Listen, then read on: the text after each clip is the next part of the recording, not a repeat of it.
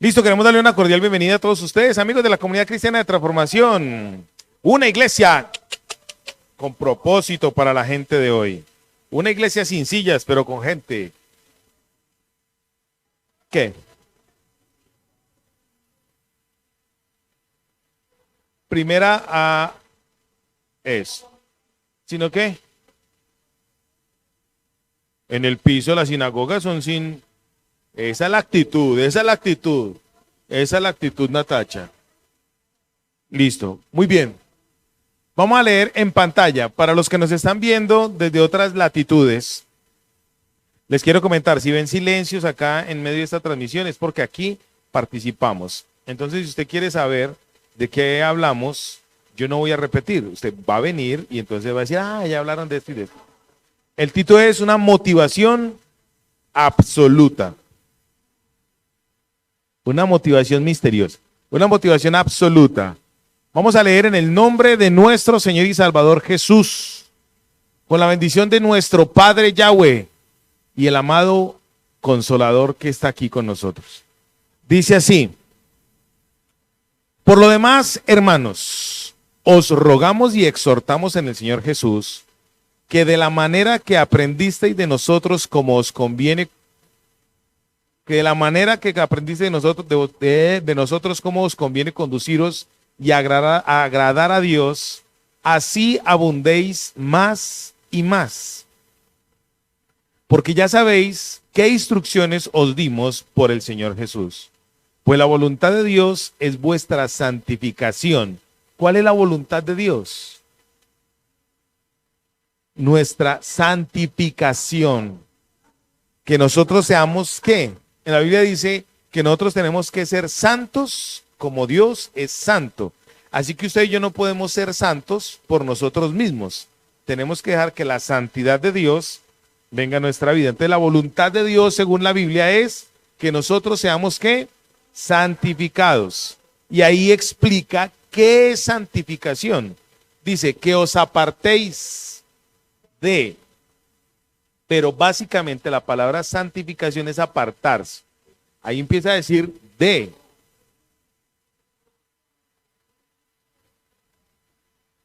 Así. Vamos a leer del 1 al 18, pero vamos a trabajar del 13 al 18. Dice así entonces: la voluntad de Dios es vuestra santificación, que os apartéis de fornicación, que cada uno de vosotros sepa tener su propia esposa o esposo en santidad y honor, no en pasión de concupiscencia, como los gentiles que no conocen a Dios. Que ninguno agravie ni engañe en nada a su hermano, porque el Señor es vengador de todo esto, como ya os hemos dicho y testificado. Pues no nos ha llamado Dios a inmundicia, sino a santificación. Así que el que desecha esto, no desecha a hombre, sino a Dios, que también nos dio su Espíritu Santo. Pero acerca del amor fraternal, no tenéis necesidad de que os escriba, porque vosotros mismos habéis aprendido de Dios que os améis unos a otros. Y también lo hacéis así con todos los hermanos que están por toda Macedonia. Pero os rogamos, hermanos, que abundéis en ello más y más, y que procuréis tener tranquilidad y ocuparos en vuestros negocios y trabajar con vuestras manos de la manera que os hemos mandado, a fin de que os conduzcáis honradamente para con los de afuera y no tengáis necesidad de nada. Tampoco queremos, hermanos, que ignoréis acerca de los que duermen, para que no os entristezcáis como los otros que no tienen esperanza.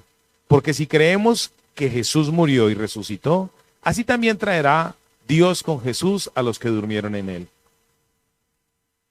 Por lo cual os decimos esto en palabra del Señor, que nosotros que vivimos, que habremos quedado hasta la venida del Señor, no precederemos a los que durmieron, porque el Señor mismo, con voz de mando, con voz de arcángel, con trompeta de Dios, descenderá del cielo, y los muertos en Cristo resucitarán primero. Luego nosotros, los que vivimos, los que hayamos quedado, seremos arrebatados juntamente con ellos en las nubes, para recibir al Señor en el aire. y así estaremos siempre con el Señor. Por tanto, alentaos los unos a los otros con estas palabras. Una motivación absoluta lo hemos llamado.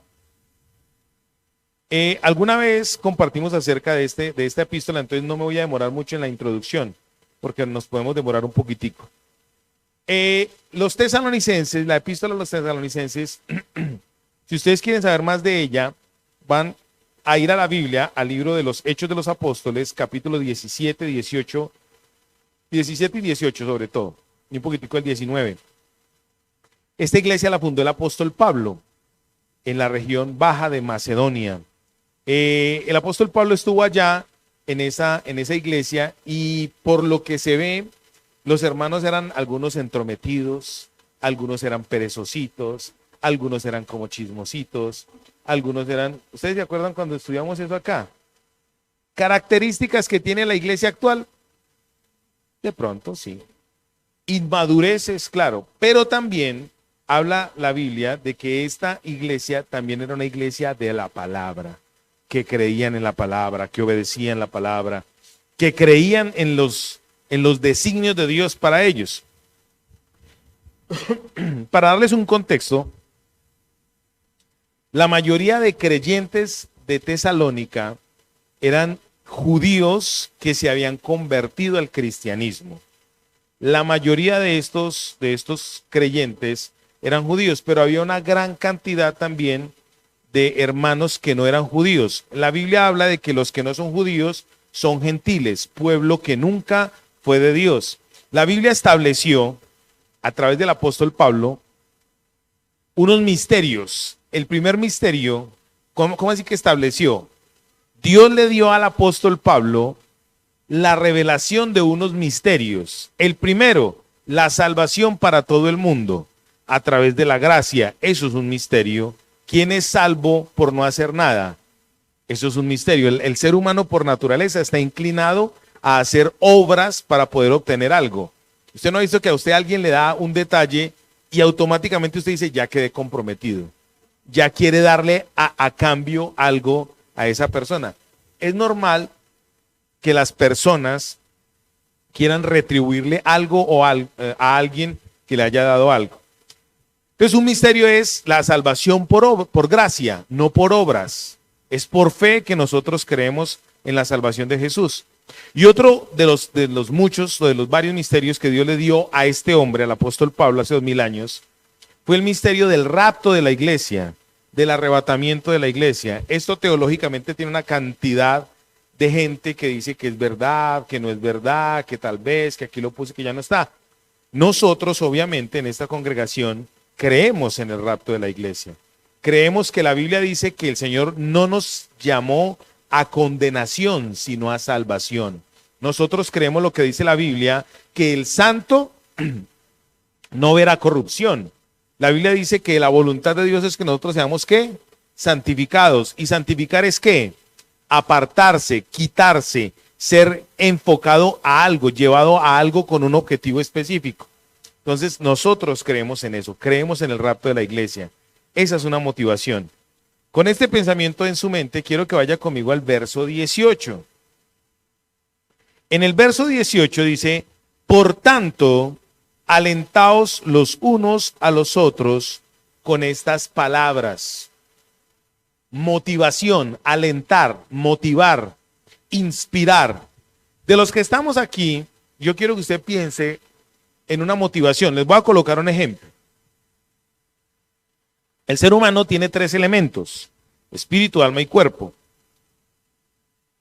Piense en una motivación espiritual para usted, que usted diga, uy, a mí me motivaría esto. Piense en una motivación almática. Uy, a mí me gustaría crecer en el conocimiento de. Y a mí físicamente me gustaría una motivación. Voy a colocar el ejemplo. Por ejemplo, físicamente, valga el ejemplo, mira el ejemplo que es. Yo, Alexander Sierra, 2 puntos. Físicamente, me motivaría que cualquiera de ustedes dijera, pastor, yo lo invito a comerse una carnita así. Así de gruesita y por ahí así de unas 3 o 4 libritas. Ah, rico, unas costillitas de allá. Dime. No, esa invitación es baratale como 80.000 pesos. Es breve. Por eso, para mí, amada, esta no me colabora con la salida. Le estoy hablando que es mi motivación física, la mía. Si a usted le hace daño, no es la coma. A mí me hace daño. A mí no me hace daño. Más, la Biblia dice, hermana, por favor, la Biblia dice que aprenda en silencio. La Biblia dice que lo que yo bendiga se lo entrego al Señor y vea, después de que yo le eche la bendición a eso, mija, cómete lo que sea que vendan en los supermercados. Sí, padre, ya mismo voy a matar esa vaca. Listo, muy bien. Físicamente a mí me gustaría eso me motivaría. A mí, a Alexander Sierra. Ahí está la vaca. Intelectualmente, almáticamente, a mí me motivaría poder terminar una carrera como la psicología o el derecho. Me encanta. Espiritualmente, a mí, a Alexander Sierra, me encantaría que yo conscientemente vea cómo Dios me usa en su crecimiento espiritual. Espiritualmente, esa sería una motivación para mí. Yo poder ver, como me pasó hace años, a una persona que yo le dije, Cristo te ama y tiene un plan maravilloso para tu vida, y empecé a disipularlo, y a los poquitos meses estaba en la calle esa persona diciendo, Cristo te ama y tiene un plan maravilloso para tu vida. Eso es muy bonito, ver la reproducción de eso, espiritualmente. A mí me gustaría. Piense usted, ¿qué motivación le gustaría a usted? ¿Qué le gustaría a usted? Físicamente, almáticamente. ¿Qué le gustaría? Así rápidamente. ¿Ya pensó? ¿No ha pensado? Bueno, entonces no va a poder pensar, después lo va a hacer. Todo lo que usted y yo pensamos físicamente, les voy a desmontar ya mismo eso.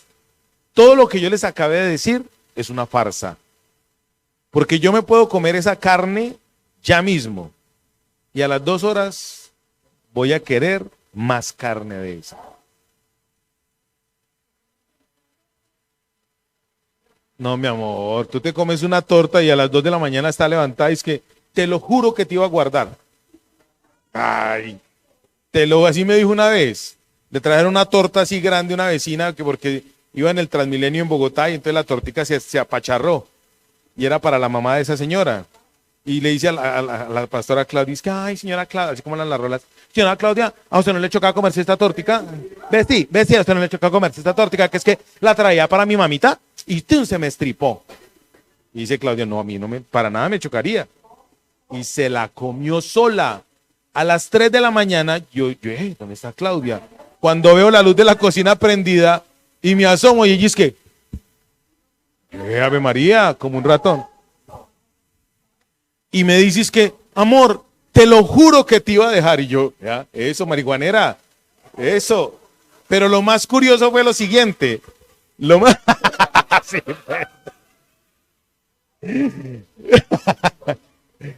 así fue. Así fue. Y lo más curioso o chistoso, ¿sabe qué fue? Que al otro día a la muchacha le pasó exactamente lo mismo. Venía en el Transmilenio relleno, el Transmilenio y priquiti, le estriparon la tortica. Y entonces llegó otra torta a la casa. Muy bien. Su mamá no va a cumplir años hoy. Muy bien.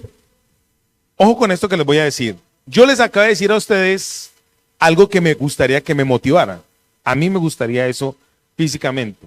Pero yo quiero que usted se desmonte ya mismo rápidamente esa idea. Porque todas las motivaciones que usted tenga acá en la tierra son efímeras. Pasan. Son intrascendentes. Yo sé que usted pensó, algunos, ay, si me gano el baloto, ya la embarró. Está muerta. Póngale pues cuidado. A mí me fascina esto. Resulta que, no lo voy a decir.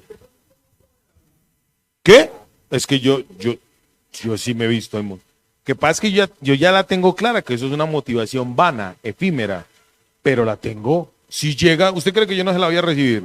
Oiga, le arranco allá, venga, que es mío. Claro.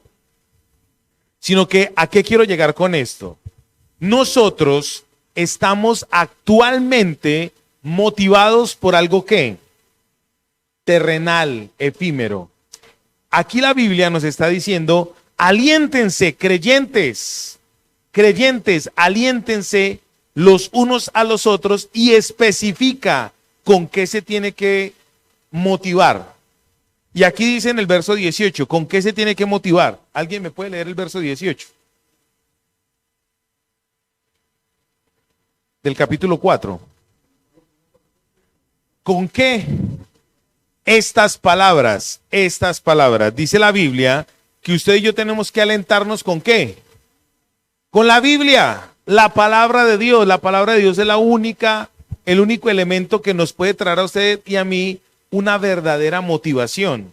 Lo que pasa es que culturalmente estamos nosotros afectados, bien afectados en nuestro interior. O sea, nosotros en nuestro imaginario no tenemos la mentalidad del reino, tenemos la mentalidad del mundo.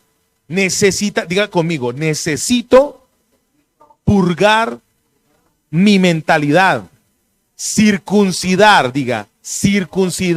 mi corazón. Porque si no lo hacemos, vamos a seguir viviendo acá. Nuestra mentalidad va a seguir siendo acá. Los complejos, Tere, los complejos van a seguir viviendo acá. La situación aquella va a seguir viviendo acá. La falta de motivación. ¿Usted por qué no tiene motivación? No es que esté muerta, no la hay, no la tiene. Entonces yo le voy a traer una que puede que la haga inspirar. ¿Cuál es? La palabra de Dios, la Biblia. Entonces,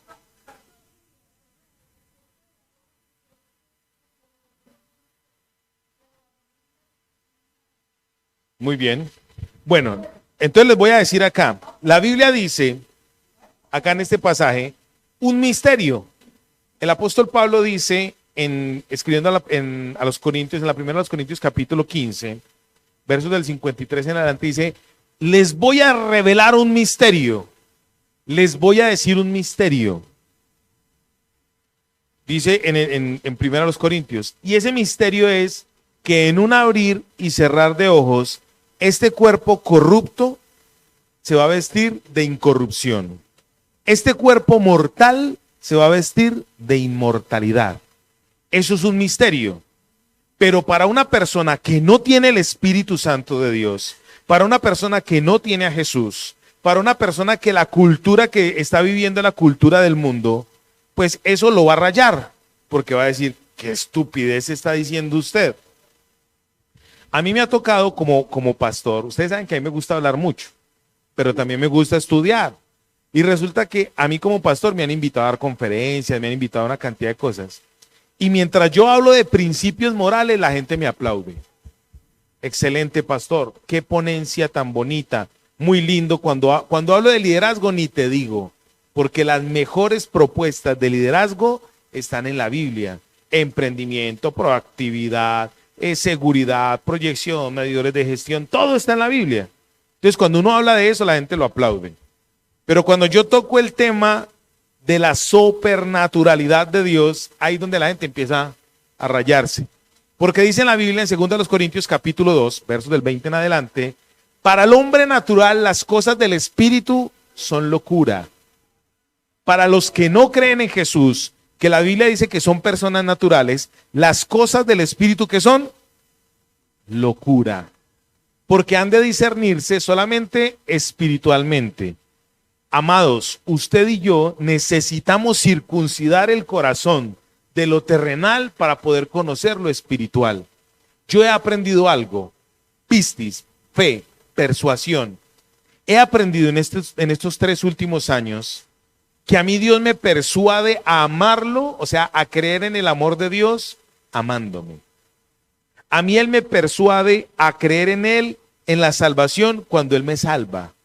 Por ejemplo, cuando estamos en una situación como la que estamos viviendo acá en la iglesia, a mí Dios me salva y entonces me persuade a creer en Él. Pero también cuando Él guarda silencio, me persuade porque algo está haciendo Él. Cuando Dios está callado, Él está trabajando.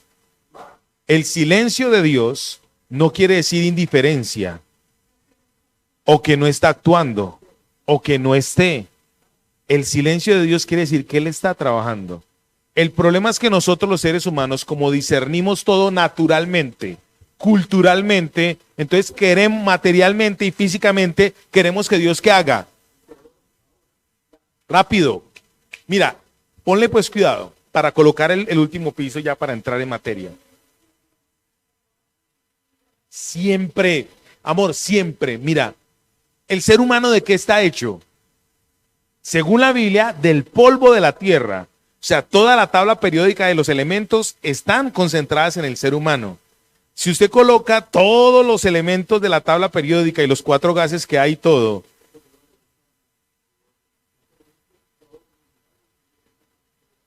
y exactamente, y los 4 gases, los colocas en una mesa de laboratorio, ahí está el ser humano. Pero ¿qué le hace falta a eso? El ruach de Dios. Entonces, el ser humano ¿a dónde mira? A su materia, a lo que es él, a lo natural. El ser humano difícilmente mira hacia arriba. Difícilmente mira hacia arriba. El ser humano siempre busca lo natural. Y entonces resulta que nosotros queremos lo natural ¿cuándo? Ya. En estos días he estado muy perceptivo, muy perceptivo. Yo necesito que Dios me hable, entonces cualquier cosita, yo de pronto me está hablando aquí. De pronto estoy como Elías, a ver, como Moisés, a ver, ¿a dónde? A ver, ¿dónde? Así estoy, a ver, el viento, el terremoto, el fuego, el viento suave. Estoy en la jugada a ver dónde me va a hablar Dios. Estoy en la jugada a ver dónde me está hablando Dios.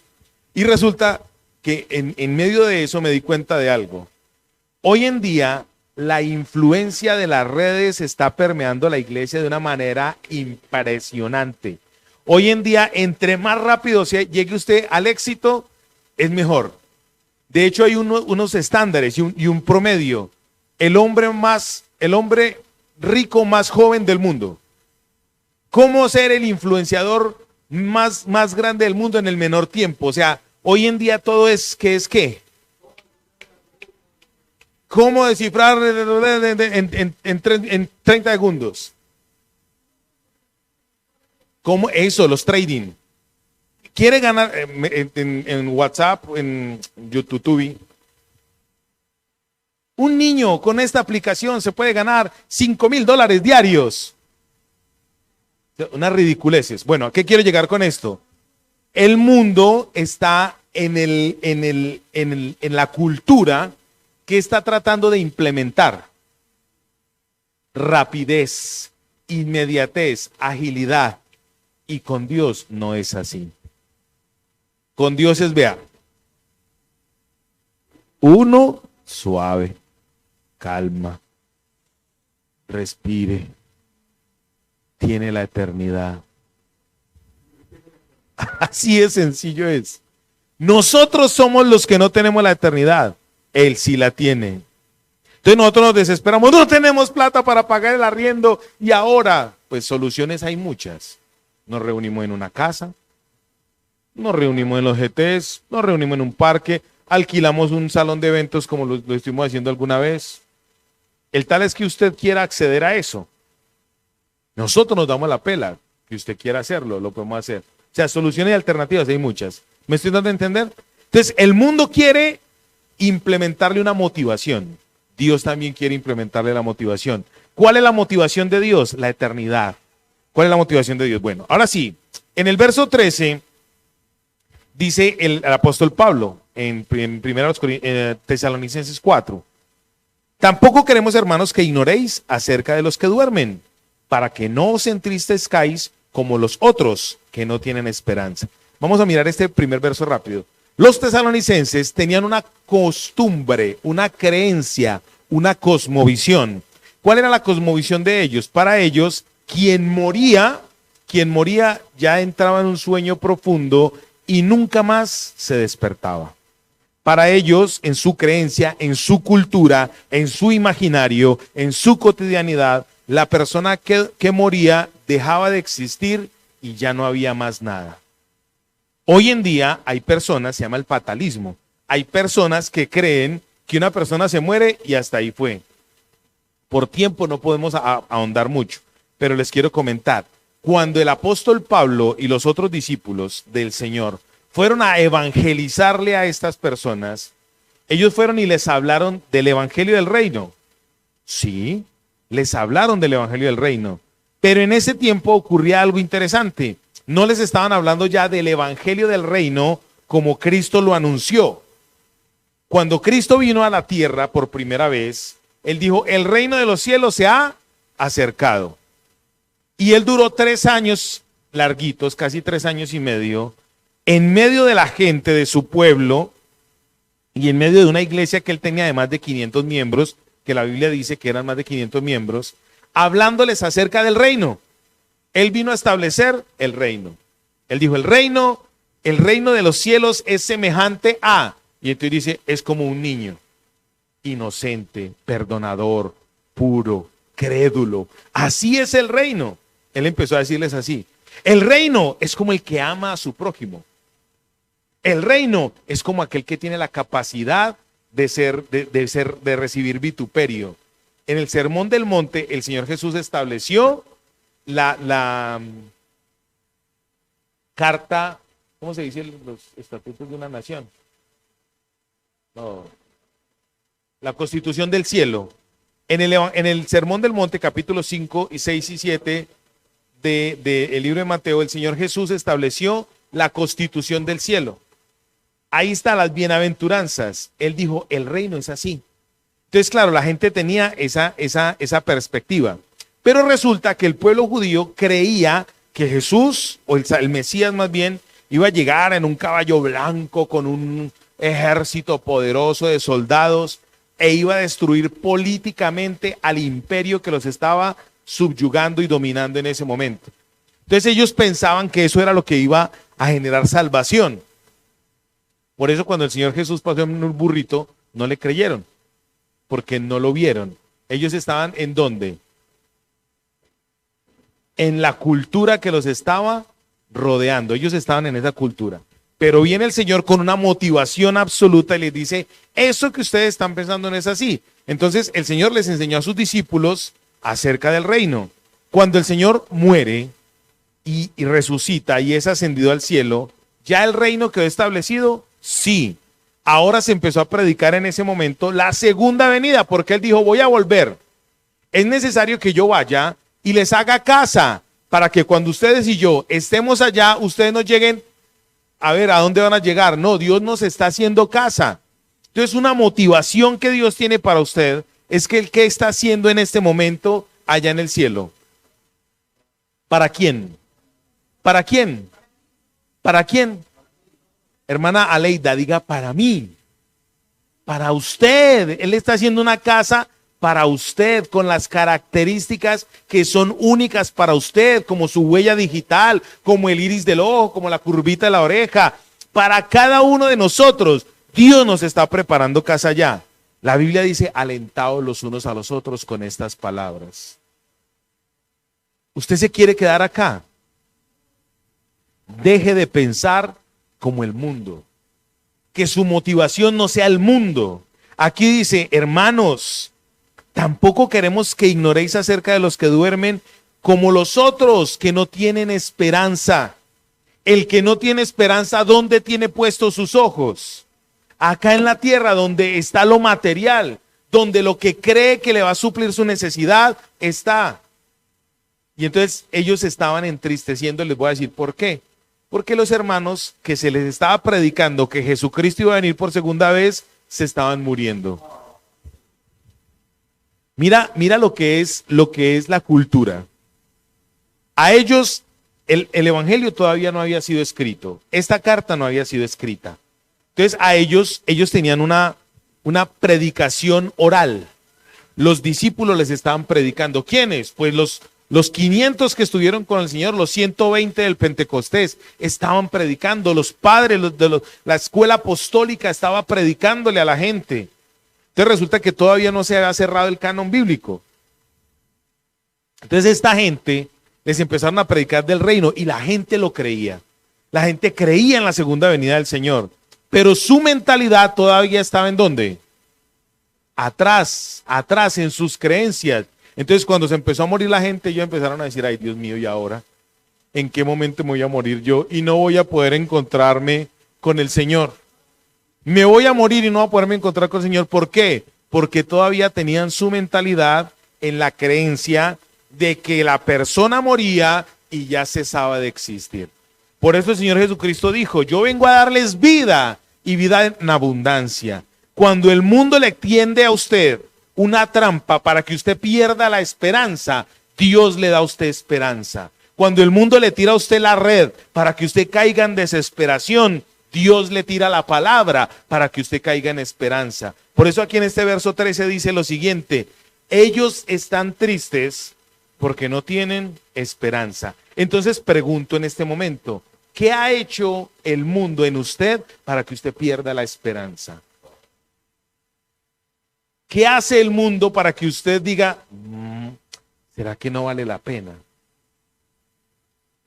Yo he visto gente bendecida económicamente, mundanos, hijos de su padre el anticristo, adúlteros, fornicarios, homosexuales, enojones, gente mala, perversa, celosos, borrachos, todas las facultades que tienen las obras de la carne, y los he visto económicamente prosperar.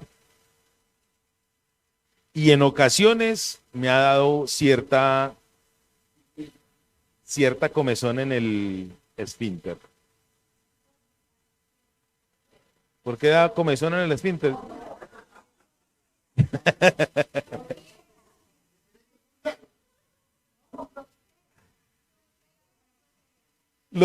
Se los acabé de decir. ¿Quién los está adoptando para que no conozcan la esperanza? Su padre Satanás los está bendiciendo para que ellos no conozcan la verdad.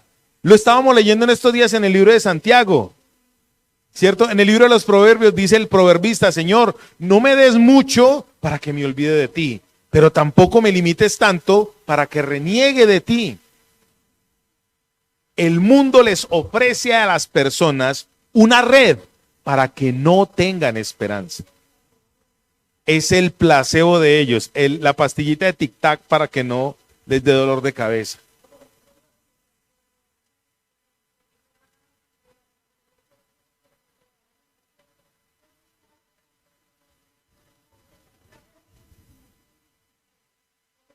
Mira, yo lo llamo, a esa situación yo la llamo haciendo la obra de Dios con principios satánicos. Se hace la obra de Dios con principios satánicos.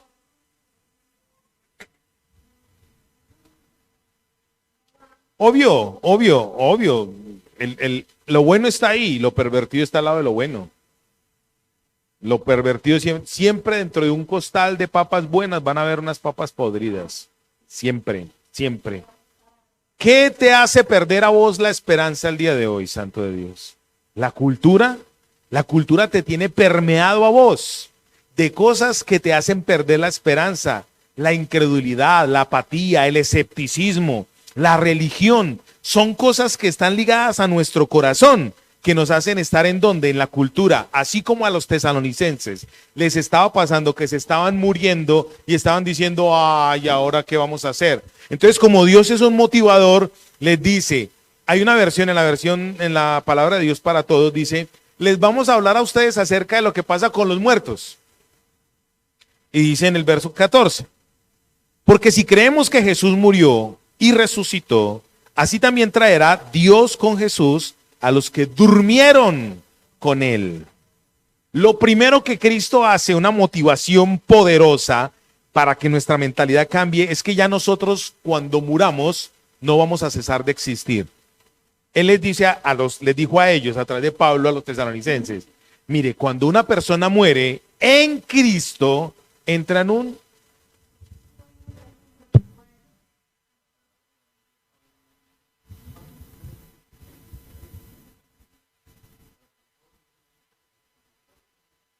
que no tienen esperanza.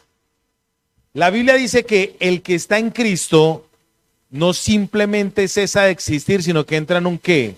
Reposo. La palabra muerte, ojo con esto que les voy a decir, la palabra muerte y la palabra santidad vienen de la misma raíz del griego, del hebreo.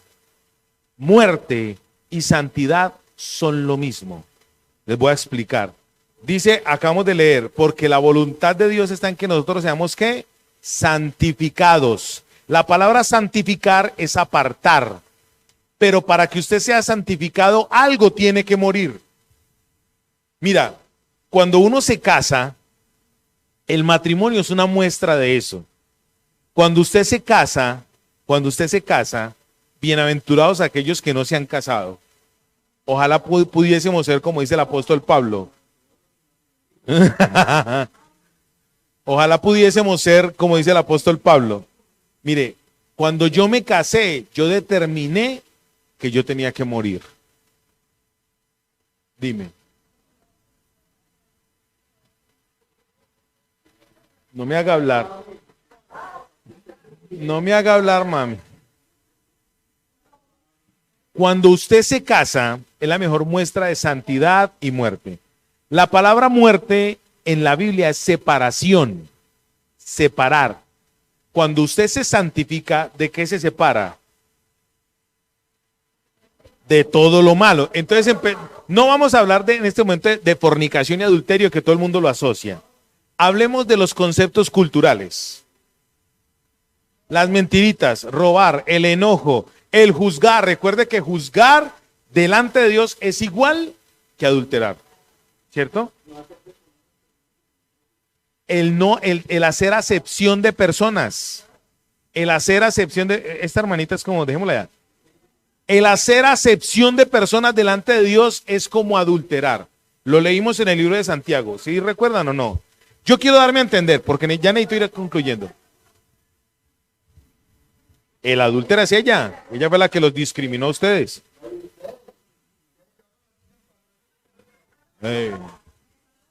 Discriminadores, hijos. Mira, todo ese tipo de cosas. Entonces, volvemos al tema. Esa gente en Tesalónica tenían en su imaginario, en la cultura con las que habían sido levantados, que la persona que moría cesaba de existir. Entonces viene Dios y empieza a motivarlos y decirles, no, eso no es así. El que está en Cristo no cesa de existir, sino que duerme. Por eso en la Reina Valera dice, los que duermen. La misma Biblia dice en el Evangelio según San Lucas capítulo 16, creo que es, 16, dice acerca del rico y Lázaro. Lázaro estaba descansando en el seno de Abraham y el rico, o sea, el que amó más las riquezas que a Dios, ¿dónde estaba? En un lugar de tormento. Todo el capítulo, ahí donde están, hay varias parábolas. Está el hijo pródigo, está el rico y Lázaro. Entonces, para ir terminando, hermanos, porque necesito ir haciendo conclusiones. Dios siempre va a tener sobre nosotros que una motivación. Entonces, el apóstol Pablo empezó a romperles a ellos, ¿qué?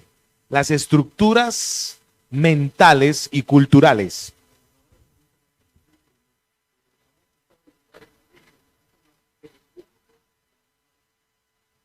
Con los creyentes, aclara.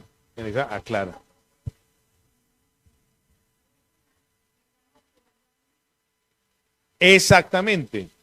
Y entonces eso a ti, Él te está inspirando a congregarte, te está inspirando a crecer en la Biblia. ¿Y tú has dejado cosas por eso? Claro, dejaste la religión, has dejado una cantidad. Exactamente. Entonces, ahí donde yo te digo, has muerto a eso y te has santificado. Entonces, la palabra santidad y la palabra anatema o muerte son sinónimos según la Biblia. En el etimológicamente hablando, significan lo mismo. Porque lo que no te mata, te santifica. Y lo que te santifica, mata a aquello que no es para ti. ¿Me estoy dando a entender? Entonces ellos empezaron a entender, claro. Y entonces Dios no solamente se quedó con eso, les dijo, mire, no solamente están durmiendo, tranquilos, dice ahí más adelante. Aparte de eso, los que estemos vivos, los que hayamos quedado, dice el apóstol Pablo, no los vamos a ir primero que ellos. Ellos, o sea, los que durmieron, en un abrir y cerrar de ojos, van a ir primero con el Señor. O sea, nosotros los vamos a seguir. Entonces empezó a decirles, qué bueno para los que se murieron, porque ellos van a resucitar primero. Ellos van a ver primero al Señor. Ustedes se imaginan a esa gente ya con ganas de morirse. Ay, yo me quiero morir ya para ver primero al Señor. ¿Les cambió qué? La mentalidad. Esa motivación. ¿Será que no fue una buena motivación? Y hoy Dios nos quiere decir a usted y a mí eso. Aliéntense con esas palabras. Hermano, ¿estamos pasando por una situación difícil? Sí, pero ¿qué nos espera? El cielo, las bodas del Cordero. Así que cuando estemos pasando por una situación económica difícil, pensemos, esto es transitorio, esto pasa. Lo que yo les decía a ustedes ahorita que les abrí mi corazón, cuando uno no escucha a Dios se desespera, y más porque hay cosas que son así. Yo tengo una tesis, Dios nos puede resucitar a Lázaro después de 4 días, pero a veces Dios permite cosas por algo. Pues yo necesito descifrar en el códice de Dios qué es lo que quiere Él con nosotros. ¿Qué es lo que Dios quiere con esta congregación? Amén. Porque si creemos, verso 14, que Jesús murió y resucitó, así también traerá Dios con Jesús a los que durmieron en Él. Por lo cual, dice aquí en el verso 15, os decimos esto en palabra del Señor. O sea, esto es Biblia. Esto es Biblia, dice, por lo cual os decimos esto en palabra del Señor, que nosotros que vivimos, que habremos quedado hasta la venida del Señor, no precederemos a los que durmieron. Y viene diciendo otra motivación. Resulta que en esa época, a los que adoraban a sus santos y a sus dioses de esa época, los adoraban con instrumentos. Y dice el Señor, y resulta que a esos que están allá, el Señor mismo, con voz de mando, con voz de arcángel y con un sonido estridente que todos los salvos lo vamos a escuchar, los va a llamar. Así que lo que viene, ¿de dónde es? De arriba, del cielo. Esa es una motivación para usted y para mí. Usted dirá, pues teológicamente no me está explicando mucho acerca de lo que es el rapto. Sí, hermano. Porque lo que estamos parafraseando aquí es lo que va a ocurrir previo a eso. Dijimos ahorita, para el hombre natural estas cosas son ¿qué? Mira, tú y yo tenemos que motivarnos a santificarnos y a salir de todas las bobadas en las que vivimos y practicamos solamente por el hecho de que nos vamos a encontrar con el Señor. ¿En dónde? Dice aquí en este pasaje, en las nubes. El Señor, mira, el Señor ni siquiera va a abrir la puerta para decirnos cuando nos llame para las bodas del Cordero. No nos va a decir, bueno, bien pueda mi amada novia, mi iglesia transformación. No, Él no nos va a abrir la puerta.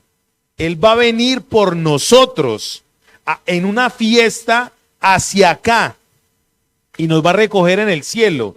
Y dice la Biblia que con Él estaremos para siempre. ¿Qué mejor motivación que estar con el Rey eterno para siempre? No con una religión, no con un dogma, sino con el mismo Dios.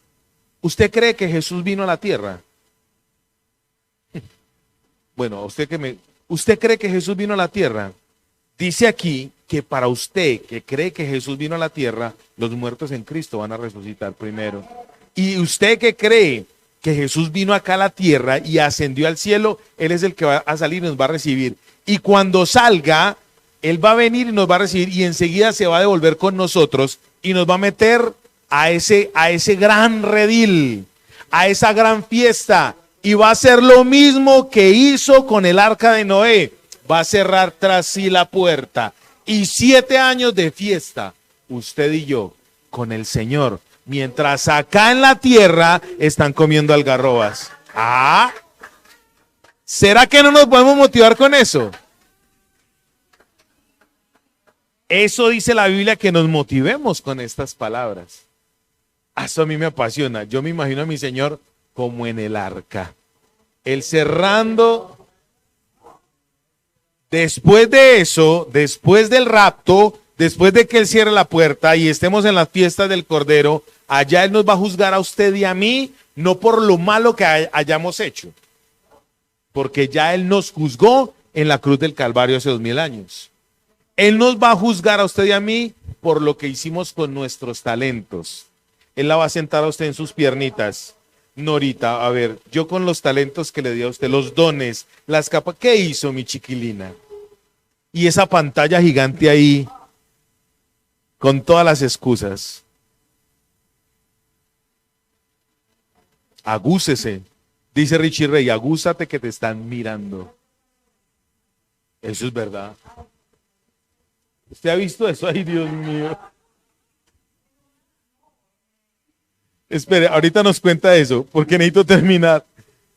El Señor va a cerrar esa puerta y después de ese elemento, dice la Biblia, va a venir un reinado del Señor Jesús por 1000 años. El reinado milenial. Después de eso dice en la Biblia, en el libro de Apocalipsis, vi yo al Señor en un trono alto, blanco, sublime. Y delante de él todos los habitantes de la tierra, grandes, pequeños, pobres, ricos, puestos de pie. En ese momento no va a haber para pedir misericordia. Hoy es el día de pedir misericordia. En ese tiempo ya lo que viene es el juicio. El juicio. Ya no va a haber forma de hincarse. Por más que se quiera hincar, no va a poder. El Señor dice, ¿esto será que es una motivación absoluta? Ahí ya no hay nada. Después de eso ya no hay nada.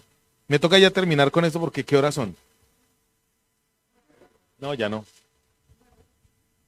Amados, termino con una historia chistosa. En Puerto Berrío, Antioquia, hace 50 años más o menos que entró el evangelio a Puerto Berrío, vino un misionero inglés, no recuerdo el nombre del misionero, digámoslo. Y allá en Puerto Berrío este misionero se murió un hermano de la iglesia. Se murió un hermano de la iglesia y el cura de la iglesia no dejó, de la iglesia católica, no permitió que en el cementerio enterrasen a un evangélico. Le dieron piedra y todo. Entonces este misionero, muy fácil, compró un terreno enseguida del cementerio para enterrar a los evangélicos. Hasta el día de hoy eso existe. Y lo más bonito es que en la entrada al cementerio de los evangélicos dice, los muertos en Cristo resucitarán primero. En Cali hay uno así, que dice los muertos en Cristo. Sí, excelente. Muy bien. Motivación. Amado, ¿usted con qué se está motivando?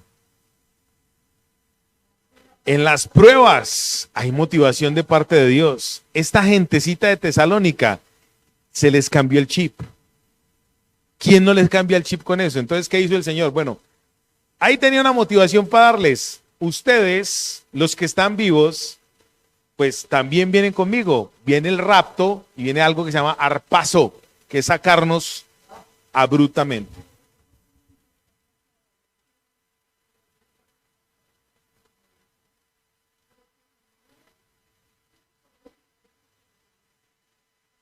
No voy a repetir.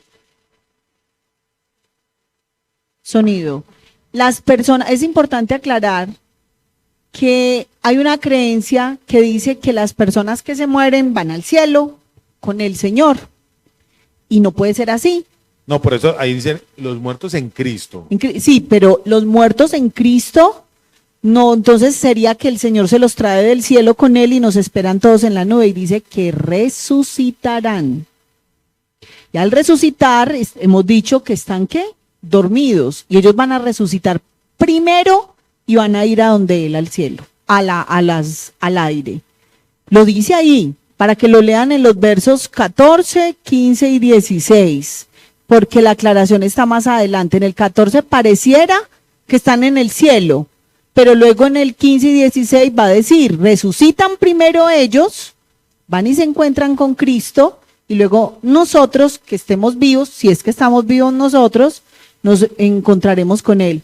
Eso es un punto muy importante porque tiene que ver con los tiempos escatológicos, para poder entender que las personas que se mueren, dejar de creer, ay, no, es que esa persona ya está en el cielo. Sí, me parece muy importante ese punto aquí. Mira, para terminar ya, vamos a colocar una línea imaginaria, ¿cierto? Esa línea es el tiempo cronológico. Tiene principio y tiene fin. La eternidad ni tiene principio ni tiene fin. Entonces, el tiempo cronológico que exista va a ser una puntica de la puntica de la puntica del ápice de por allá que nunca se va a ver. En un abrir y cerrar de ojos para nosotros es un segundo, pero en la eternidad, ¿cuánto es? No tiene medida.